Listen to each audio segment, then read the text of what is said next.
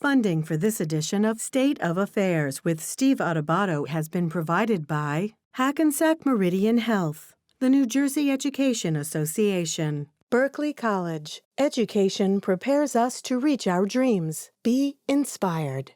New Jersey Sharing Network, dedicated to saving lives through organ and tissue donation. The law firm of Gibbons, P.C. NJM Insurance Group. New Jersey Resources. Delta Dental of New Jersey. Everyone deserves a healthy smile. And by ADP, a comprehensive provider of human resources technology and services. Promotional support provided by NJ Advance Media. And by Jaffe Communications, supporting our state's innovators and changemakers with public relations, creative services, and more.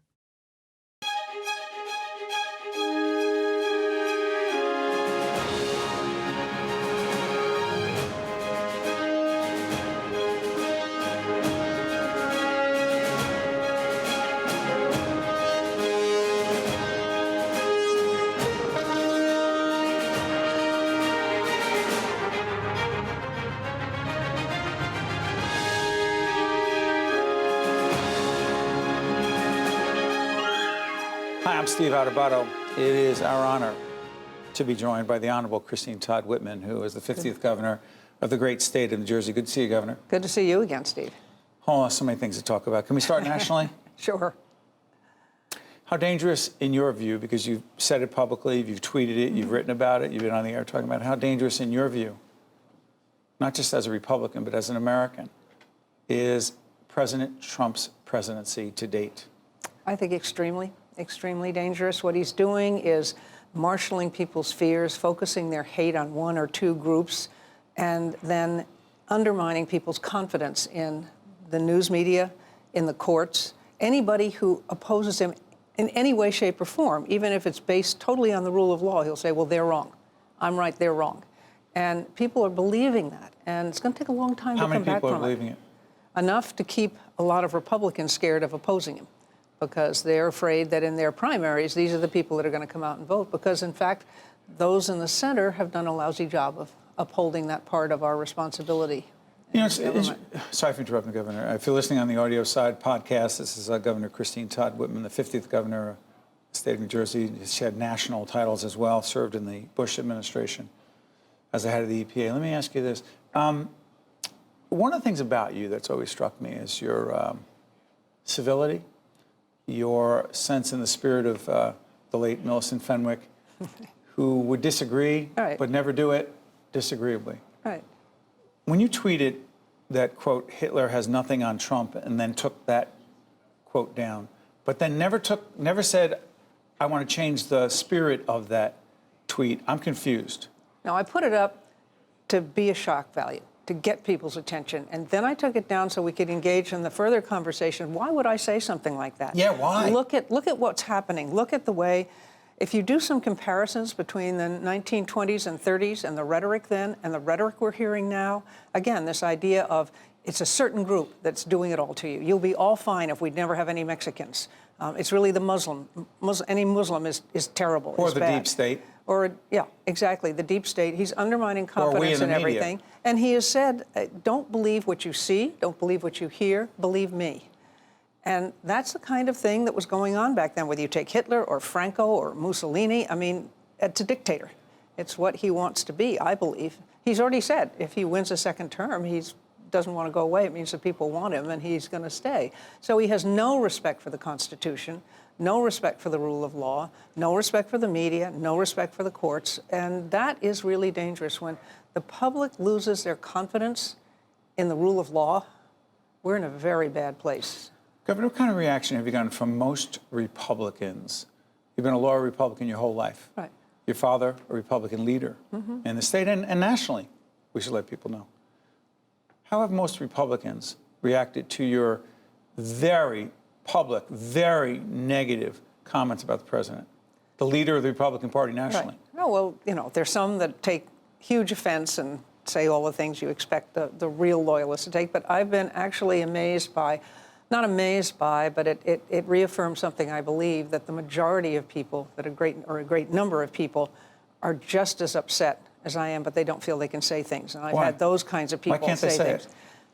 Because they fear for their position, and that has become more important. I mean, you look at this impeachment proceeding that we're engaged in now. That's the most important vote that they'll ever take. This impeachment vote. This impeachment vote. I'm sorry, we're taping on. Sorry for interrupting, Governor. We're taping on the 12th of November. Many things will happen before this is seen. We'll see. Why is this vote so important? Because this is the very essence of, it's the most major tool that our founding fathers gave us in the Constitution, because they foresaw a time when you might have someone who wasn't going to live up to the ideals of the Constitution, and they provided this outlet.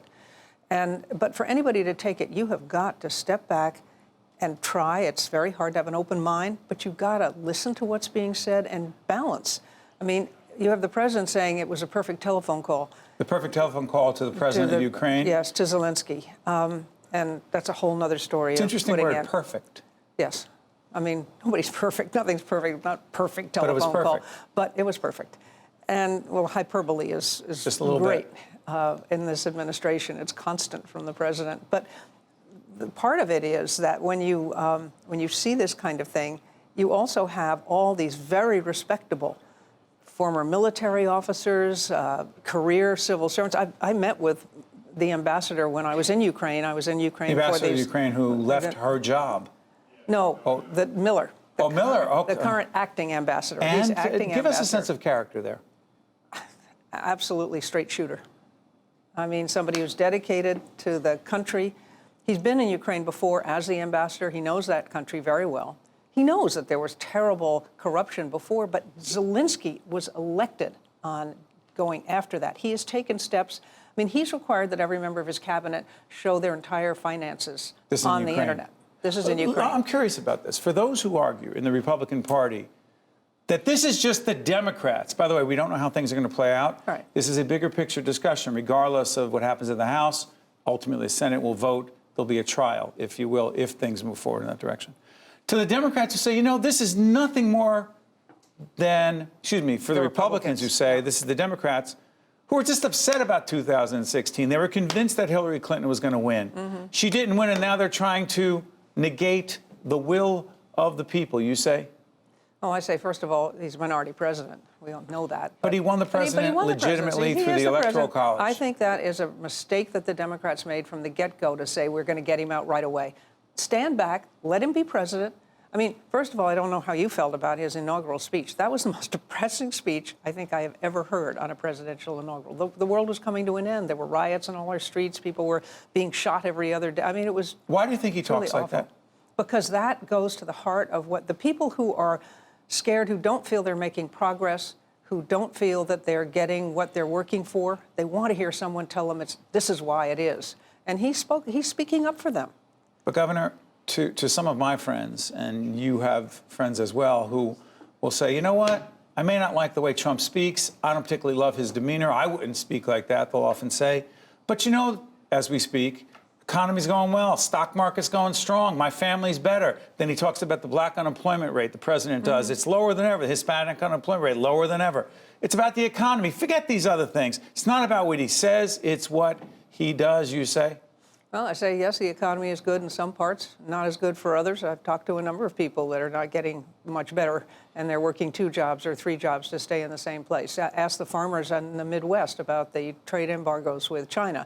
Now we're putting more money in, but we're taking money from another pot and putting it in their pot to try to make them whole so that they will be supportive of the president, continue to be supportive. Nobody has done everything wrong. The economy did start coming back under Obama. The unemployment rate was going down even under Obama. So that was cyclical. But, you know, you take credit. If you're sitting there when it happens, you take the credit for it. Everybody does that, and I get that. But where's the infrastructure money? We were supposed to be spending billions on infrastructure. What about Gateway? None of that's happened. What about the Gateway Tunnel? Well, it's nobody's put a shovel in the ground yet. And the federal government's not on board? No. I mean, it's not happening. There are so many good things that could be doing. He could have had the shovel in the ground for, and I confess right up front, I'm on the board of the advisory board for the superconductive magnetic levitation train, which is... You don't have to confess, you just disclosed, that's fine. Okay, I'm disclosing We disclose on public television, go ahead. Fully disclosed. And that's a train that the Japanese are willing to give us the technology. They're willing to help us with the funding. It would get us from Washington to New York in less than an hour. And we could have had shovels in the ground a year ago. And what has stood in the way? the White House and the administration, moving things very slowly. And Elon Musk, they love, he has something called the Hyperloop, where you drive your Tesla into it and you get whooshed down. Nobody's ever ridden it. No one's ever, it hasn't ever carried passengers, whereas the superconductive maglev has been running in Japan now for years. Can we bring it back to New Jersey a little bit? Sure. We're speaking of Christine Todd Whitman, who was the 50th governor of the great state of New Jersey. Only woman to be the governor of this state. Unfortunately. Right? Yeah. Are you surprised at that? Yeah, I am. I mean, I would have thought we'd gotten over that a long time ago. I was hoping Kim would make it. Kim Guadagno. Yeah, Kim Guadagno. Question. The public employee pension crisis in the state has been going on for a long time. You'll have people come in here and say, you know, this has been going on for years. The state of New Jersey did not invest what they should have invested, did not keep their commitment to the public employee pension fund, which is why it's in crisis now. And that includes, they'll be critical of Chris Christie on this, even though he did, with the Democrats through Senate President Steve Sweeney and others, they did make an increased contribution. They'll blame you. They'll blame Jim McGreevey. Sure. They'll blame a whole range of governors for the past 20, 25 years that you didn't put the money in from the state end. What was it like at the time? Well, when we gave the municipalities the holiday from paying into the pension fund, it was because both of those funds were 112 and 114% funded, and we also had a time to take advantage of the stock market. It was basically like redoing a mortgage, and saved about $62 billion over the life of those bonds. But what we'd said was you were always going to have to start paying in again. When I left... Into the pension fund. Into the pension funds. When I left, the two big pension funds were 105 and 108% funded. They were fully funded. But it was clear that the time was coming, and we had said you had to look at a 3-year horizon of how the market was performing, not just base it on the highest year. Unfortunately, the formula got changed several times, and without considering what the impact was going to be on the pension fund itself. And then you added some 50,000 state employees. Were the mistakes made? And this is what happens when you start talking about the pension. It's hard to get not into the weeds. That's not a criticism. It's just the way it is. Right. Do you feel, in retrospect, you could have and should have done more to have more state dollars going to that pension fund? No, I think I was saying that the people at the time, the taxpayers, didn't have to keep funding something that was that much overfunded. There would come a time when they needed to pay back into that again. But we were going to give the municipalities time to plan for that. We talked about nationally the Republican Party. You made it very clear where you think certain legislators are. We've got a minute left. Certain members of Congress and others. Is the Republican Party in New Jersey close to dead? Well, they did better in the last election than they expected to do. So no, you can't say that it's dead. How would you rate Phil Murphy as a governor? I think he's got to learn how to get along a little bit better with the Democrats. But he seems wait a minute, he is a Democrat. Well, the Democrat leadership, shall we say. I'm not sure they can ever repair the damage totally, but he seems to be doing more now as far as working with Steve Sweeney. It's interesting you say that. In a few seconds we have left, how much of government, from your point of view, is people getting along with other people in high-level positions as opposed to simply policy differences? That's a lot of that. It's a lot. You have to have the trust. You have to have the trust, the ability to talk to one another, the ability to work things out. That's what you do in government. It's all about, not that dirty word compromise, it's all about reaching consensus. Governor Christine Todd Whitman, always not just speaking your mind, but speaking in a civil, respectful way. That was the whole point of why we got into public broadcasting and why public broadcasting exists in the first place. Right. You honor us, Governor. Thank you for joining us. My pleasure. Good to be here. I'm Steve Adubato. We'll be right back right after this. To see more State of Affairs with Steve Adubato programs, visit us online at stateofaffairsnj.org. If you would like to express an opinion, email us at info@caucusnj.org. Find us on Facebook at facebook.com/Steve Adubato, PhD. And follow us on Twitter at Steve Adubato. You know, recently I was joined by professor, author, philosopher, and activist, Dr. Cornel West, on location at the New Jersey Education Association Convention in Atlantic City. We discussed race relations in America, as well as the importance of civil discourse. We also, or he, compared President Obama and President Trump's leadership style. Let's take a look at this compelling conversation with Dr. Cornel West. Steve Adubato at the NJEA Convention. We are speaking to Dr. Cornel West, and we're gonna date ourselves because this interview will air after. We don't know what's gonna happen. There's an impeachment inquiry going on. There'll be a vote, and it seems to me. We'll date ourselves, but let me ask you this. What does in fact draw you, and we don't know where Bernie Sanders or Elizabeth Warren or anyone else is gonna be, what draws you to, dare I say, a Bernie Sanders? Oh, I mean, the thing about Brother Bernie is that he has a longevity of integrity, that he's a thermostat, he's not a thermometer. You know, most politicians are thermometers. They want to check and see what the polls are before they really utter their convictions.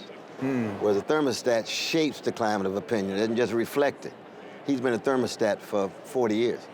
So that he says what he means what he says. Most politicians don't do that. Is he let me ask you this, is he, quote, too far left to be elected President of the United States, in your view? I think that if we follow the polls and see what people are actually yearning for, which is security from domination, a wonderful phrase by Brother Jeff Stout again, security from domination, which is not just a matter of policy.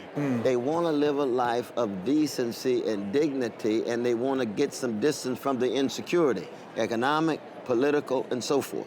Now, I've got disagreements with Brother Bernie. I mean, you know, we debate all the time. Reasonable people disagree. Absolutely. See, I'm a jazz man. Jazz man, I don't want unanimity. You know, That bores you. Yeah, and you know, I come from a black people. Our anthem is lift every voice. It's not lift every echo. I don't want people just part of an echo Different chamber.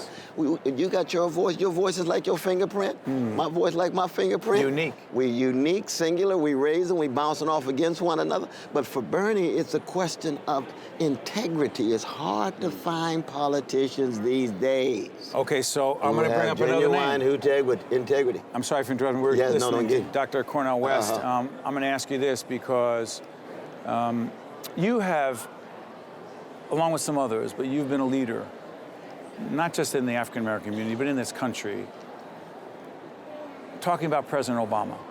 Absolutely. His tenure and his legacy. Absolutely. Which, in your case, talking about him, has not always been pleasant and positive. That's right. What is the problem, in your view, with the Obama presidency, and what are the ramifications of it?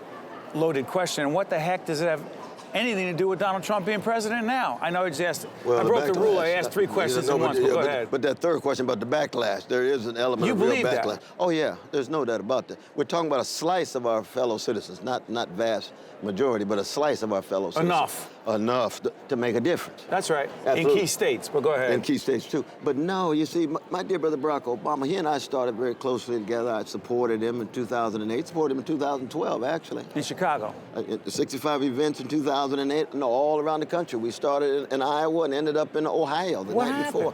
Well, what happened was I told him from the very beginning I was going to be a critical supporter.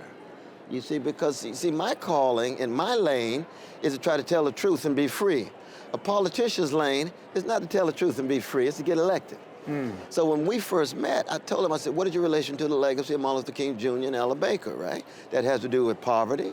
It has to do with mass incarceration. It has to do with foreign policy and not dropping bombs on innocent people and so forth. So when he brought in the Wall Street folk and bailed out Wall Street rather than homeowners. 2008? 2008. 8 and 9? When he had the meeting in March of 2009 with the CEOs from Wall Street and said, I stand between you and the pitchforks, but I support you, I will protect you, and not one Wall Street criminal went to jail, and yet mass incarceration is still expanding on the ground with poor and working people of all colors, disproportionately chocolate, and when they continued to drop those drones in Afghanistan and Pakistan and Libya and Somalia, and they knew they were also killing innocent people. You see, just as a Christian and as a person, I had to go at him and say, look, that is wrong, You told him, sorry for brother. interrupting, Dr. West, you told him directly what you thought. Yes, I did. You said before listening is important. Being open to other points of view, that's important, particularly for a leader. As a student of leadership, I'm fascinated by the role of listening to others. Yes. Was President Obama listening to you? I think initially he was, but he got disproportionately influenced by the Wall Street people, the Tim Geithners and Larry Summers, who were so tied to Wall Street at that time, and Brenner, who was tied to the counterterrorist policies of drones and what have you, and trashing the whistleblowers when it came to surveillance.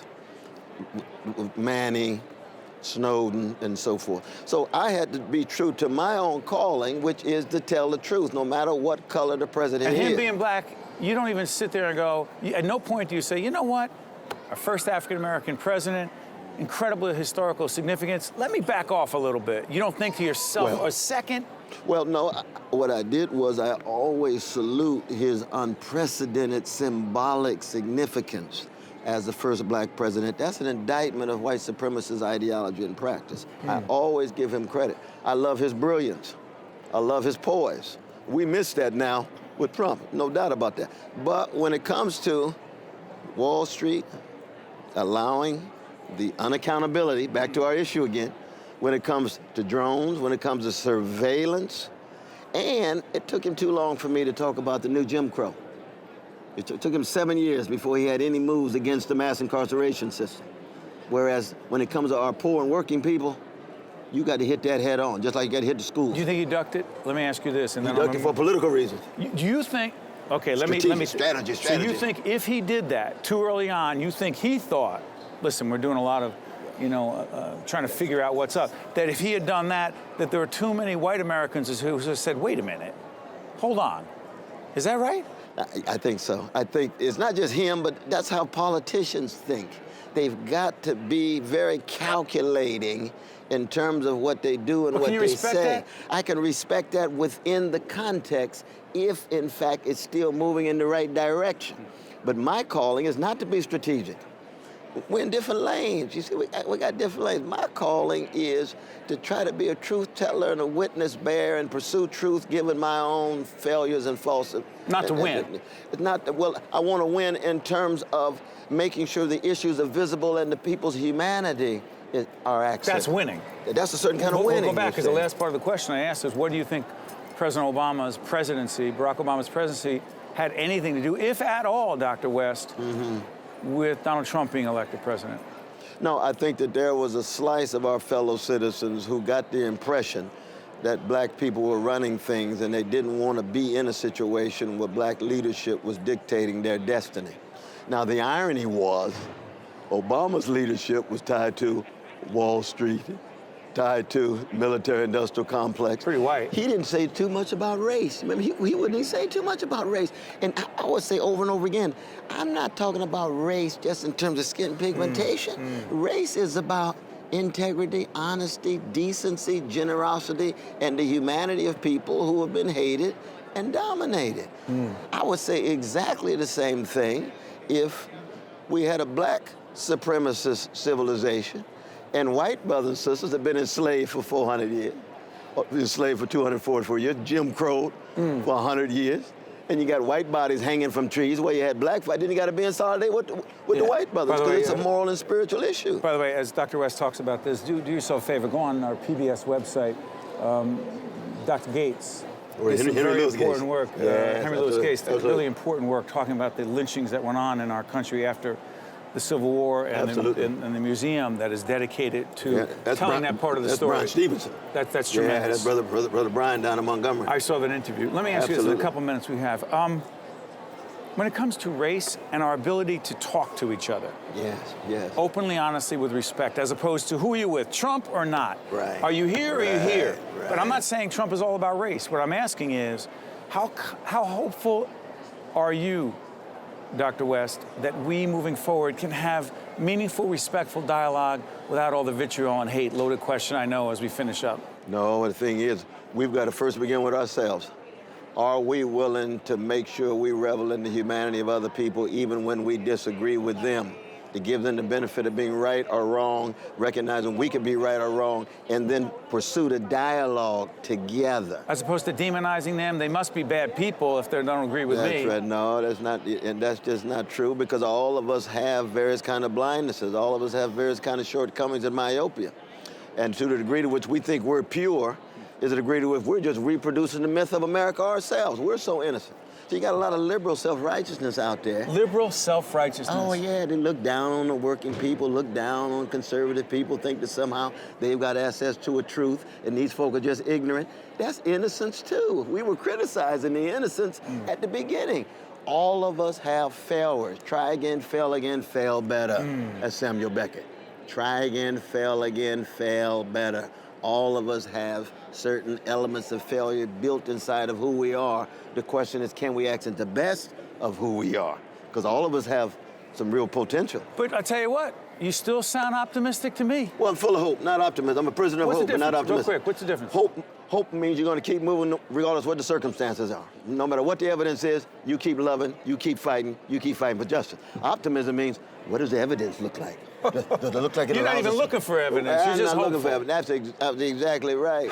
Well, let me say this. I am hopeful, and I'm also optimistic and confident that folks who took the time to watch and listen to Dr. Cornel West for this very in-depth interview here in Atlantic City at the New Jersey Education Association will be better for it because they'll be questioning themselves. And I cannot thank you enough. You honor us. As long as your show is on, that's a sign of hope right there. I'm using that endorsement, Dr. West. Oh, please. I say yes. Thank you. I'm in your corner, brother. Appreciate it. We are in yours. No, I'm Steve Adubato. That, way more importantly, is Dr. Cornel West, and we thank you for staying with us. Catch you next time. State of Affairs with Steve Adubato is a production of the CAUCUS Educational Corporation. Funding has been provided by Hackensack Meridian Health, the New Jersey Education Association, Berkeley College, New Jersey Sharing Network, the law firm of Gibbons, P.C., NJM Insurance Group, New Jersey Resources, Delta Dental of New Jersey, and by ADP. Promotional support provided by NJ Advance Media and by Jaffe Communications. Hi, I'm Elise Glennon. New Jersey Sharing Network is committed to saving lives through organ and tissue donation. We are proud to announce that the Transplant Games of America will come to New Jersey in July of 2020. This 6-day festival will raise awareness about the need for organ, eye, and tissue donation and bring together families and individuals impacted by the gift of life. To find out more about how you can be a competitor, a volunteer, or a corporate partner, visit njsharingnetwork.org. Let the games begin.